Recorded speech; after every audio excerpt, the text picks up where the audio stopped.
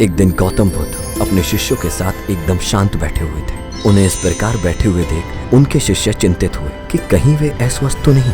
एक शिष्य ने उनसे पूछा कि आज वो मौन क्यों बैठे हैं, क्या शिष्यों से कोई गलती हो गई है। इसी बीच एक अन्य शिष्य ने पूछा कि क्या वह अस्वस्थ हैं, पर बुद्ध मौन रहे। तभी कुछ दूर खड़ा व्यक्ति जोर जोर से चिल्लाने लगा, आज मुझे सभा में बैठने की अनुमति क्यों नहीं दी गई। बुद्ध आंखें बंद करके ध्यान मग्न हो गए। वो व्यक्ति फिर से चिल्लाया, मुझे प्रवेश की अनुमति क्यों नहीं मिली। इस बीच एक उदार शिष्य ने उसका पक्ष लेते हुए कहा कि उसे सभा में आने की अनुमति प्रदान की जाए। बुद्ध ने आंखें खोली और बोले, नहीं, वह अछूत है, उसे आज्ञा नहीं दी जा सकती। ये सुन शिष्यों को बड़ा आश्चर्य हुआ। बुद्ध उनके मन का भाव समझ गए और बोले, हाँ, वह अछूत है। इस पर कई शिष्य बोले कि हमारे धर्म में तो जात पात का कोई भेदभाव नहीं, फिर वह अछूत कैसे हो गया। तब बुद्ध ने समझाया, आज वह क्रोधित होकर आया है। क्रोध से जीवन की एकाग्रता भंग होती है। क्रोधी व्यक्ति प्राय मानसिक हिंसा कर बैठता है, इसलिए वह जब तक क्रोध में रहता है तब तक अछूत होता है। इसलिए उसे कुछ समय एकांत में ही खड़े रहना चाहिए। क्रोधित शिष्य भी बुद्ध की बातें सुन रहा था।